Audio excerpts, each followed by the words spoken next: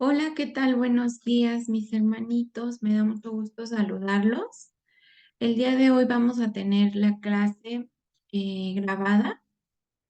Me están apoyando a compartírselas porque ahorita estoy en el evento que tenemos en nuestra iglesia del Día del Niño. Como saben ustedes, también doy clases a los más pequeñitos y hoy teníamos esta actividad por cubrir las maestras. Pero eso no nos impide seguir avanzando y el día de hoy vamos a terminar de ver, estábamos viendo la primera regla de la hermenéutica, ¿verdad? Tomar las palabras en el sentido usual y ordinario y no terminamos de ver un ejemplo. Y también vamos a ver el método de Lucas. Quiero decirles, vamos a estar viendo lo que es una regla y un método. En la clase pasada vimos el método de interpretación intrabíblica y la primera regla que es tomar las palabras en el sentido usual y ordinario. Y el día de hoy vamos a ver el método de Lucas antes de comenzar con la segunda regla de la hermenéutica. Si me acompañan a hacer una oración. Señor Jesús, te doy muchas gracias, Padre, porque tú nos permites estar aquí reunidos en este momento, en esta hora y en este lugar. Señor, yo te pido que sea tu Espíritu Santo con cada uno de nosotros, que tú nos ayudes, que tú abras nuestro entendimiento, Padre, que tú nos enseñes tus maravillas y todas las cosas hermosas que tú has puesto y dejado para nosotros en tu palabra. Te pido que tú nos des siempre, Señor Jesús, esas ganas, esa alegría, ese gozo de conectarnos clase con clase y de seguir avanzando, Padre, para poder terminar, Señor Jesús, los estudios que tú nos permites tener, Padre, y poder seguir creciendo en ello. Pero no solamente, Señor Jesús, para llenarnos de conocimiento, Señor, sino que podamos, Padre, enseñarlo a nuestra familia, a nuestros amigos, Señor, incluso invitarlos a que también puedan tomar clases, Señor, y que podamos todos crecer en tu conocimiento, mi Dios, y poder ponerlo por obra, porque esa es la mayor ventaja, la mayor expresión de amor, la mayor gratitud que nosotros podemos tener, el que tú nos permites aprender y que nosotros podamos así a su vez ponerla en práctica en nuestras propias vidas, pero también poder compartirla, Señor, con los que más amamos. En tus preciosas manos ponemos este hermoso tiempo, creyendo que tú eres enseñándonos, Padre, y que nosotros estamos dispuestos a escucharte. En el nombre poderoso de tu Hijo amado, nuestro Señor Jesucristo. Amén. Muy bien, les voy a compartir las diapositivas de la clase anterior. Me parece que es esta. No, creo que no. Dejen este. Es que ya tengo listas las dos. Es esta. Entonces, ujú. Ok, ¿se acuerdan que estábamos viendo esta parábola que nuestro Señor Jesucristo enseña a sus discípulos acerca de una mujer que tenía 10 dracmas, se le había perdido una y se puso con diligencia a buscarla? Y habíamos visto en la escritura, en Lucas específicamente, si se acuerdan, em, que en Lucas 19:10, que hablaba de una forma literal en donde la mujer estaba representado a nuestro Señor Jesucristo, el dracma a uno de nosotros que se había perdido, ¿verdad? A causa del pecado, se había quitado, se había llenado, ¿verdad? Porque nosotros sabemos que cuando antes de recibir a Jesucristo como nuestro Señor y Salvador, vivíamos una vida en pecado. No quiere decir que ahorita ya seamos santos, no. Diariamente nosotros tenemos que pedirle a Dios que Él sea santificándonos, quitando todo lo que no le agrada de nuestras vidas, de nuestros corazones. Pero antes de recibir a Cristo como nuestro Señor, el pecado, ¿verdad? Seguía en nuestras vidas y nosotros éramos esclavos al pecado. Y cuando vemos la representación de la mujer buscando el dracma y que lo hacía con diligencia, es decir, no se desesperaba, sino que, que con cuidado estaba buscando ese dracma.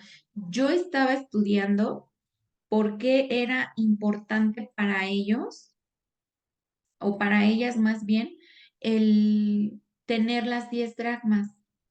Y precisamente lo que vamos a ver a continuación es el adentrarnos a la materia de la hermenéutica.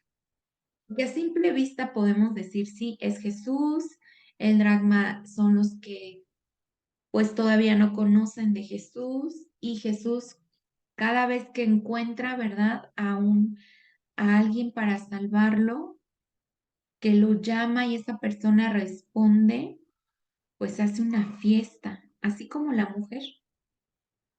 Cuando nosotros comenzamos a estudiar más a fondo, empezamos a darnos cuenta de que esta parábola encierra una enseñanza más a fondo. Cuando revisamos las escrituras, encontramos que en sentido retórico, siempre vamos a encontrar que se relaciona a la iglesia como esposa. ¿Se acuerdan que en la materia de eclesiología estábamos viendo precisamente una de las figuras de la iglesia y perdón, y la Biblia nos marca que la iglesia es la esposa de Cristo, ¿verdad? Es esa novia que está esperando al novio para que puedan tener ese encuentro en la eternidad y nosotros poder disfrutar una vida con él. Segunda de Corintios 11:2, vamos rápidamente. Si me acompañan ahí a sus Biblias.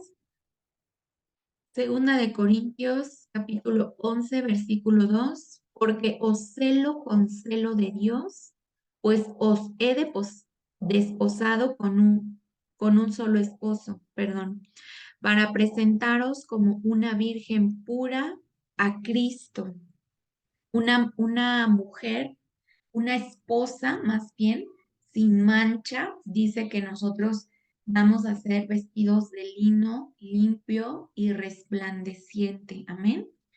Y aquí la escritura nos deja ver precisamente en Corintios que somos esa esposa.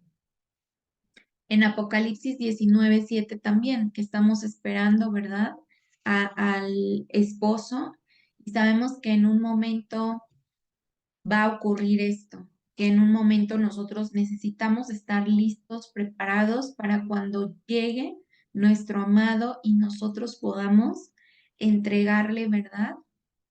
Lo que somos y que Él pueda permitirnos vivir una eternidad con Él. Pero vemos que la escritura se refiere a la mujer que está a la espera de su marido y en sí vemos que Jesús es la figura del marido y no de la mujer, porque a simple vista, y lo corroboramos, ¿se acuerdan? A simple vista dijimos que la mujer era Jesucristo. Lo corroboramos con la intertextualidad en Lucas 19:10, donde dice que Jesucristo vino para buscar a aquel que se había perdido. Pero si nosotros nos adentramos más y hacemos uso de la hermenéutica precisamente en la primera regla, nosotros encontramos que la Biblia también dice que la iglesia es figura en mujer y que Jesucristo es la figura del marido. De ahí comenzamos a estudiar con el uso de esta herramienta lo que significan las figuras restantes. En algunos comentarios bíblicos o en atas geográficos o en un libro de costumbres, encontramos que el origen griego, cuando dice reunir a sus amigas para gozarse, esto es cuando ya había encontrado el dracma, esta mujer reúne a sus amigas y empiezan a hacer una fiesta. Significa que hizo una fiesta para celebrar el hallazgo de la moneda. A esto se le llaman las albricias, pero surgen dudas, como que, ¿por qué la mujer haría una fiesta más cara de lo que vale un dracma? ¿No era mejor ya dar por perdida esa dracma? Al final del cabo, ella tenía 9 más. Y no cabe duda que ahora tenemos que investigar la importancia de ese dracma. Es decir, necesitamos siempre estar bien empapados de estudiar, de llenarnos de conocimiento, porque a la gente que le estamos compartiendo, a la gente que le estamos enseñando, pues a veces pueden surgir estas dudas, ¿no? Oye, pero ¿por qué? Pues es como si nosotros dijéramos, en la actualidad, tenemos el anillo de bodas. Se nos perdió, lo buscamos, lo encontramos y hacemos una fiesta así en salón y todo, ¿no? Y tú dirías, oye, pero pues te salió más caro la fiesta que el anillo. No encuentro la lógica aquí. Cuando nosotros investigamos un poco más de las tradiciones, mis hermanos, encontramos que el esposo para quedar en compromiso con alguna mujer le deja las arras de la promesa y esto es algo maravilloso y es una enseñanza poderosa. En la intertextualidad, acuérdense que la regla fundamental de la hermenéutica es que la Biblia se interpreta por sí sola. Entonces, necesitamos encontrar versículos que sustenten lo que nosotros estamos enseñando. En 2 Corintios 1:22, acompáñenme rápidamente. En el capítulo 1, ahí estábamos ya, verso 22, dice la escritura, el cual también nos ha sellado y nos ha dado las arras del Espíritu en nuestros corazones. Y si nosotros vamos al 5:5, también encontramos que nosotros somos sellados con el Espíritu Santo. Las arras de la promesa, el significado de cómo la iglesia, al aceptar a Jesús, estamos comprometidos con Él y Él nos ha dejado como señal el compromiso del Espíritu Santo. Cuando nosotros recibimos a Jesucristo en nuestro corazón, no solamente viene Jesús y habita en nuestras vidas, sino que el Espíritu de Dios viene y nos sella, nos dice, tú me perteneces. El día de la boda, la mujer tenía que entregar esas 10 arras. No eran 9, no eran 8, eran 10, para que pudiera consumarse el compromiso. Porque si ella no entregaba las 10 arras, entonces no había boda. El valor de la unidad tenía un significado más importante que el valor en sí que la moneda pudiera tener. Y es que nos regresamos al ejemplo que les ponía del anillo. ¿Por qué? Porque nosotros podemos decir, bueno, sí, en valor, la fiesta tiene más o cuesta más que un anillo, ¿no? Probablemente. Depende también de qué anillo y todo, pero supongamos que la fiesta en la actualidad vale más que el anillo de bodas que nosotros podamos tener. Pero la verdad es que si lo pusiéramos en significado de valor sentimental, obviamente el del anillo cobraría un significado más grande que el realizar una boda. La enseñanza entonces es que también podemos encontrar que la mujer en la figura de iglesia está a la espera de que regrese el marido. ¿Quién es el marido? Jesucristo. Recuerden que estamos viendo figuras retóricas, ¿verdad? No es que la iglesia en sí, porque obviamente dentro de los creyentes hay hombres y mujeres, pero estamos viendo una figura que nos marca la palabra de Dios. Y cuando nosotros podemos sustentar esto, nos vamos a la parábola en Mateo 25, versos del 1 al 13, y encontramos a las 10 vírgenes, ¿te acuerdan? Que eran 5 prudentes, 5 insensatas, porque las 10 tenían que estar listas para cuando el marido regresara. No sabían en qué momento, pero tenían sus lámparas. Las 10 tenían sus lámparas, solamente que 5 se prepararon con aceite y 5 no. Y en lo que fueron y buscaron, pues ya el marido había regresado y la puerta se había cerrado y ya no había oportunidad de que ellas pudieran entrar. Tenemos un último ejemplo para poder reafirmar más esta primera regla de la hermenéutica, mis hermanos. En una profecía de nuestro Señor Jesús encontramos el siguiente versículo, Lucas 1:69, y dice, y nos levantó un poderoso Salvador en la casa de David, su siervo. Y nosotros podemos decir, bueno, sí lo entendemos, pero hay personas que todavía son bebés en el Evangelio o no conocen de la palabra y ellos pueden decirnos, ¿y cómo que la casa de David? Vivía en la casa de David, de la casa, porque obviamente nosotros decimos casa y ya nuestra mente piensa en un lugar como nuestra, un lugar en donde podemos habitar, ¿no? Pero si nosotros encontramos nuevamente la palabra en el sentido literal, encontramos que casa, pues es una casa en donde podemos habitar, ¿no? Un lugar. Cuando investigamos esto en las escrituras, encontramos que se refiere no a un lugar, sino a una familia o a una descendencia. Acompáñenme para poder corroborar lo que estamos estudiando. Génesis 7:1, y dijo luego Jehová a Noé, entra tú y toda tu casa en el arca.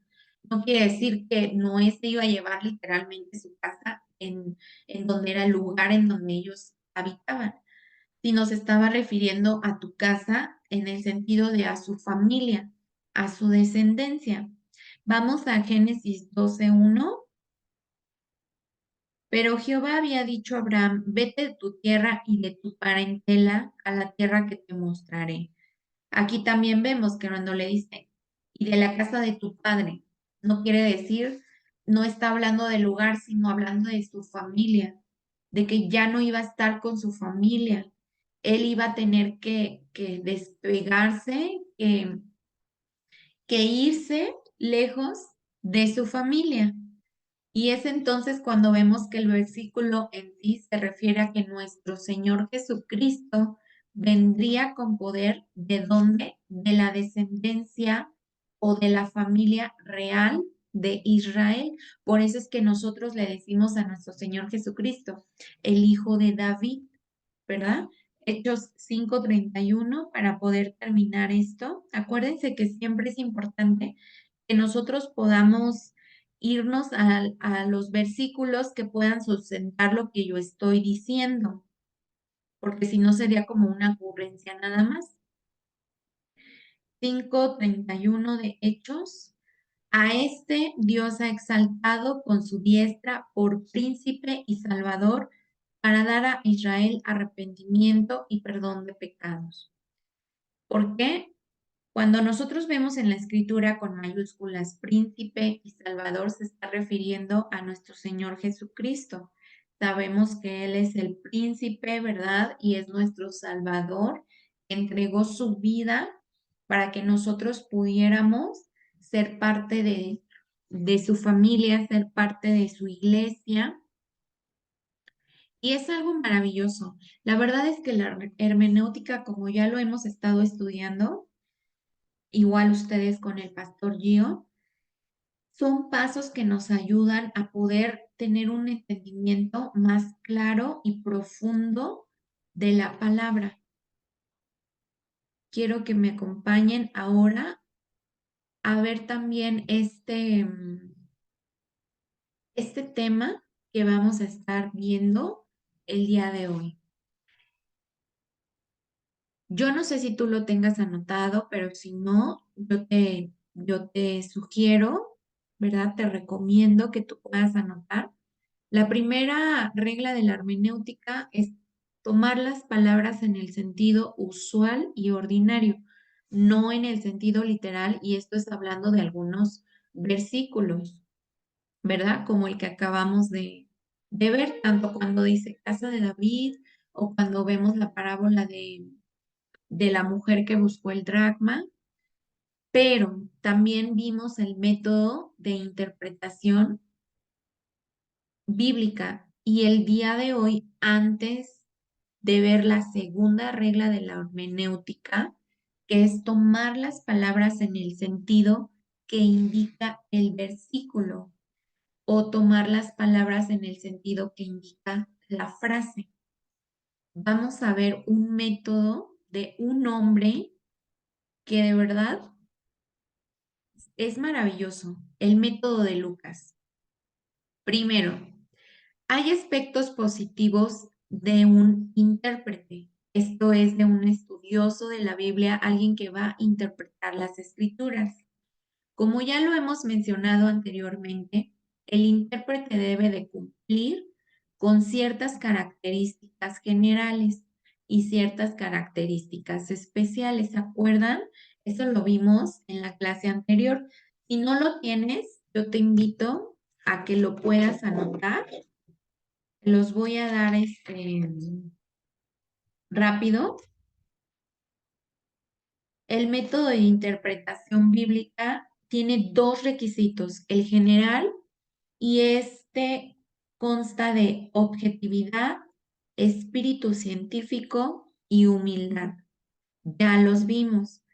Y el requisito especial también consta de tres, que es la capacidad espiritual, la actitud de compromiso y un espíritu mediador. Esas son para el método de interpretación bíblica. Tiene tanto generales como especiales. Ahora, en los aspectos positivos del intérprete, encontramos cinco que el intérprete debe de trabajar para no caer en actitudes inapropiadas. ¿Por qué? Porque cuando nosotros empezamos a investigar, cuando empezamos a tener un conocimiento más profundo de la palabra, puede ser que empecemos a sentir como si pudiera decirse la palabra como ego, como sentirnos importantes o superiores, y estos aspectos nos ayudan a centrarnos. Primero, necesitamos tener un espíritu respetuoso. Esto es reconocer que la Biblia es la revelación de Dios y estar dispuesta a obedecerla. No es como que diga, bueno, la verdad es que esta parte de la escritura como que no me edificó mucho, como que no me gustó y lo hago a un lado, sino que Dios lo puso ahí para poder enseñarnos y también para que podamos ser diferentes, ¿verdad? Podamos ir cambiando y como dice la escritura, llegar a la estatura del varón perfecto. Primera de Tesalonicenses 2:13, le quiero dar lectura. Por lo cual también nosotros sin cesar damos gracias a Dios de que cuando recibisteis la palabra de Dios que oíste de nosotros, la recibiste no como palabra de hombres, fíjense, sino según es en verdad la palabra de Dios, la cual actúa en vosotros los creyentes. Es la palabra de Dios, no es palabra de hombres. El Espíritu de Dios dio de revelación a aquellos hombres de la Escritura que plasmaron lo que Él quería transmitirnos, lo que Él quería enseñarnos. Y a nosotros nos corresponde ser respetuosos y ser obedientes. Punto número 2, también es tener un espíritu dócil. Yo les decía a sus compañeros de entre semana que cuando yo no entiendo una palabra, siempre me gusta ir al diccionario y saber qué significa para poder entender. Yo no sé si ustedes saben qué significaba ser dócil, pero les quiero decir, en el diccionario común, normal, dice que es aceptar con agrado lo que se le demanda. Es fácil de educar. Fíjense, tener un espíritu dócil. Necesitamos ser fáciles de educar. ¿Por qué? Porque el maestro es nuestro Señor Jesucristo, ¿verdad? Y dice que tenemos que aceptar con agrado lo que se nos manda. Y volvemos al primer punto, es obedecer lo que Dios manda. Y aparte, en el punto 2, es tomarlo con agrado. No es solo obedecerlo porque, bueno, pues ya, sino que hacerlo con agrado. Se refiere a la flexibilidad de aceptar lo que la palabra de Dios afirma. Si dejamos que los dogmatismos, otra palabra que no sabía qué significaba, y significa que es una persona que no admite que se discuta o se hagan afirmaciones, opiniones o ideas. Es decir, yo lo creo, yo lo creo, yo lo creo, y porque yo lo creo, así tiene que ser, y yo no acepto que nadie me diga lo contrario. Es dejar esos dogmatismos, ideas preconcebidas, quiere decir que ya las traemos, que si alguien nos la enseñó, ya no puede nadie decirme otra cosa porque yo ya lo aprendí. Ocupar un lugar en nuestra mente y corazón, el perdernos la oportunidad de recibir lo que la escritura quiere darnos. Y es que la escritura es maravillosa. La escritura es, como dice el Salmo, lámpara es a mis pies tu palabra y lumbrera mi camino. Es la que nos da esa, es como si tuviéramos un espejo. A mí me encanta dar este ejemplo porque la palabra de Dios, cuando nosotros vamos al espejo, vemos todo lo que somos, ¿verdad? Vemos si tenemos una imperfección, si ya nos salió un granito, si estamos despeinados, si tenemos lagañas, porque nosotros mismos no nos podemos ver, ¿verdad? Pero cuando nosotros vamos al espejo, vemos verdaderamente el reflejo de lo que somos. Así en la palabra de Dios es un reflejo y cuando leemos y decimos, "Y", ¿no? Y leemos como tenemos que ser como mujeres y decimos, ay Dios, y cómo tenemos que ser como hijos y tómala, ¿no? Y cómo tenemos que ser como siervos y cómo tenemos que hacer nuestro servicio y cómo tenemos que agradar a Dios y entonces empieza Dios a hacer un trabajo en nuestros corazones y es el poder tener ese espíritu dócil, el poder decir, yo no conozco nada, yo te pido que tú me enseñes y eso que me enseñes, poder obedecerlo. En el punto número 3 vemos que dice amante de la verdad. Ay, yo les decía entre semana, la palabra de Dios dice que Dios es un Dios de verdad, ¿verdad? En él habita la verdad, Él es verdad. Jesucristo dijo, yo soy el camino, la verdad y la vida. Nadie viene al Padre si no es por mí, si no es a través de Jesucristo. El Espíritu Santo, de igual forma, es un espíritu de verdad. Este aspecto está relacionado con el anterior. Pero es importante enfocarnos que el ser humano siempre ha tratado de buscar la verdad en otros lados, lamentablemente, y no en la palabra de Dios. Vamos a Proverbios 23:23. Ya casi estamos por terminar.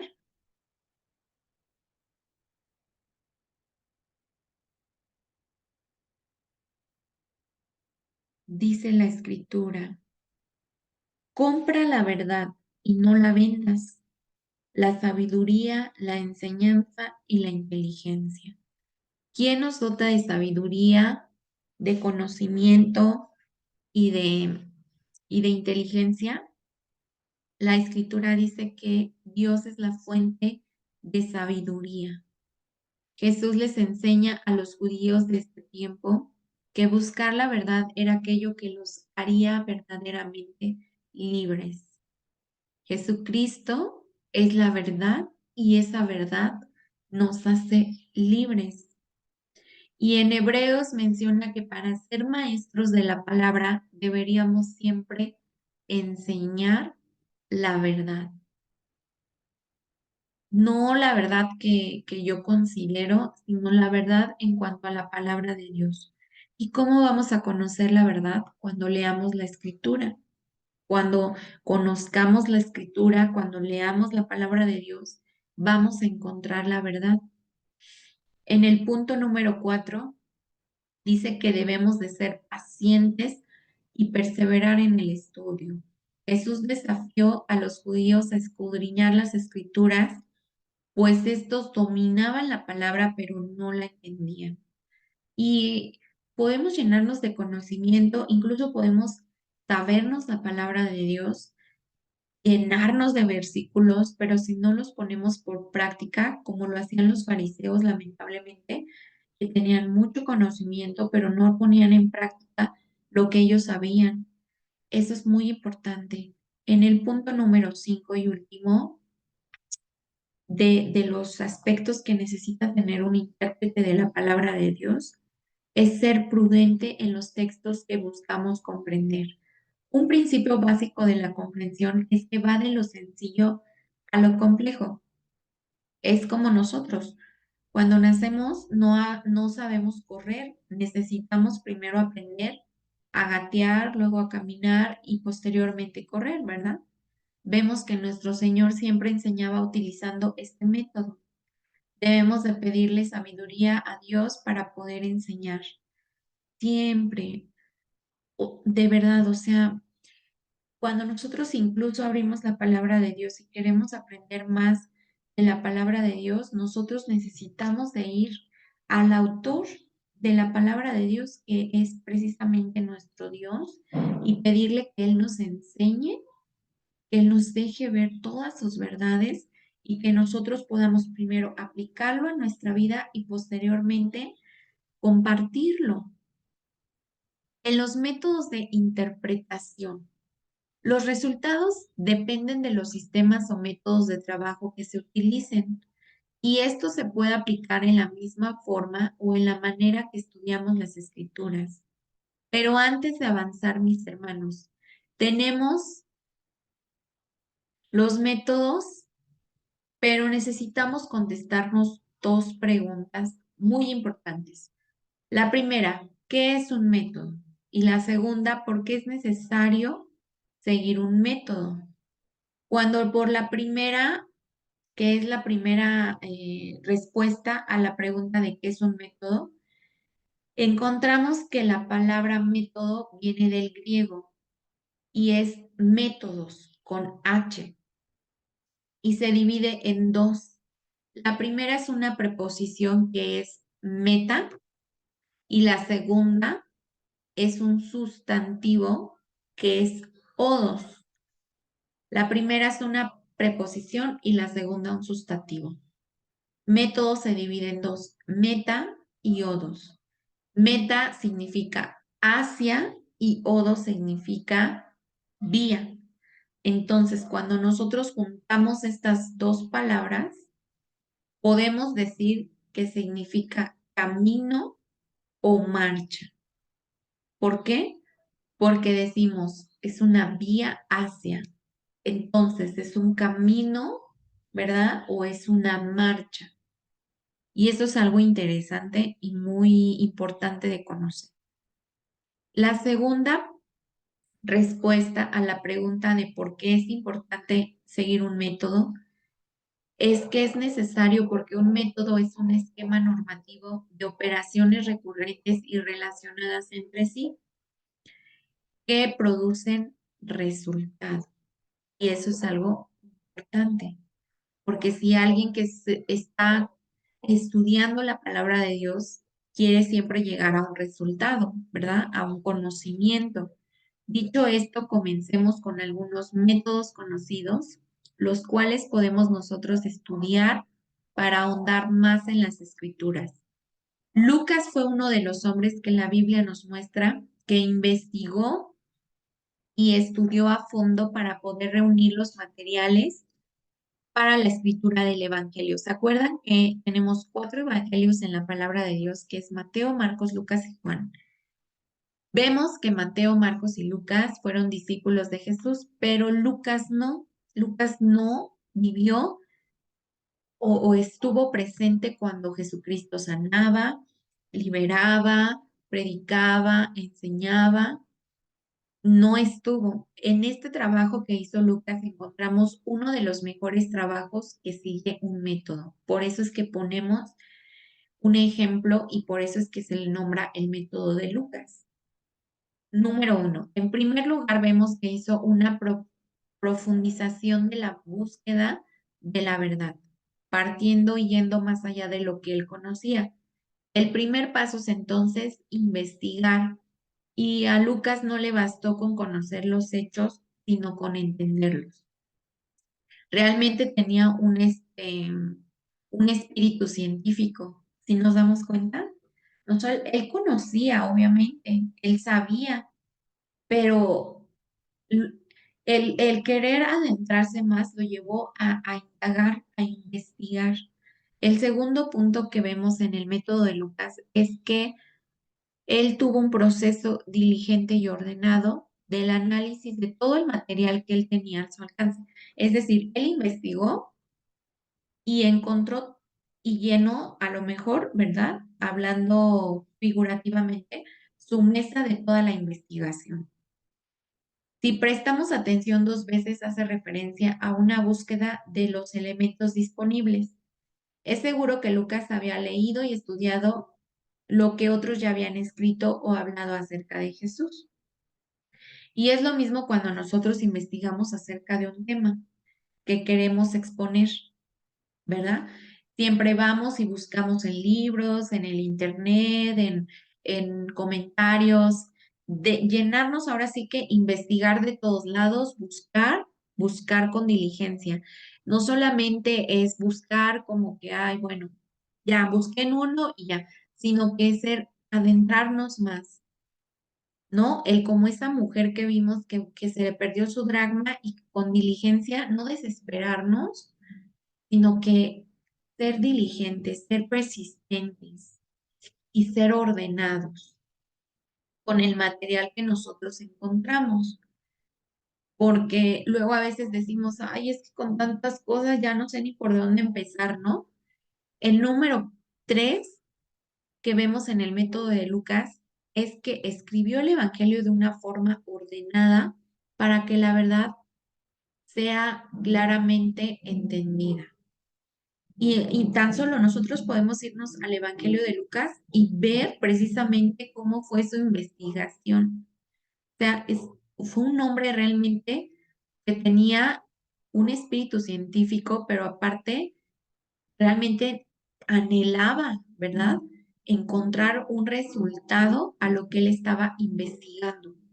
Notemos que la frase escribírtelo ordenadamente, esto es en el Evangelio de Lucas, pretende el escribir un texto que no fuera confuso ni orbitario, porque iba a presentar la historia de Jesús, pero esa historia o todo lo que él investigó lo hizo de una forma ordenada, no solamente en el aspecto de ordenar los procesos como los encontramos en el libro de Lucas, sino que lo diera de una forma en que pudiera ser clara para el que lo estaba leyendo.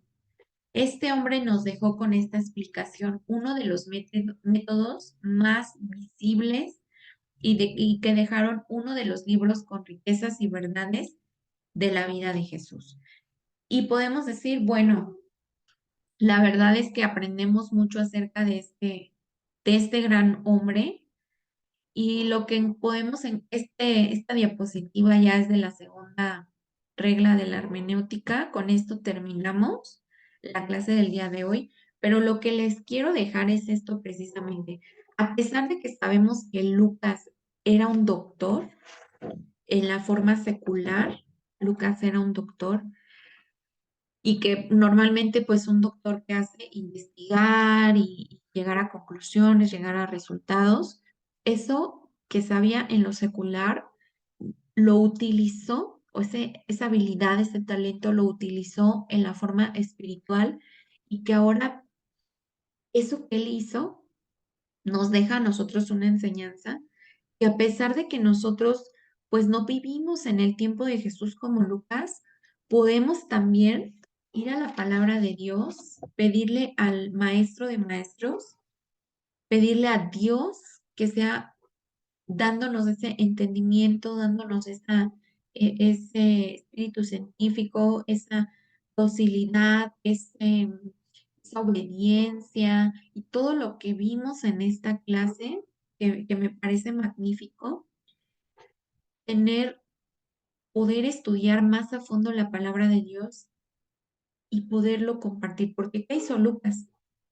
Lo dejó para todos nosotros. Fue un evangelio, entró dentro de la vida de Jesucristo para enseñanza de todos nosotros. Y bueno, mis hermanos, con esto quiero terminar, agradecerles por su tiempo. Primeramente Dios, la próxima semana veremos el último tema antes de que puedan ir a su examen, que es la segunda regla de la hermenéutica. Y así seguir avanzando. Cualquier duda o comentario, si pueden hacérmelo con un mensajito por aparte, dejemos el grupo un poquito libre, sobre todo para los demás, y ustedes saben que yo estoy para servirles y me da mucho gusto que pasen una excelente tarde, mis hermanitos, y nos vemos primeramente Dios la siguiente semana.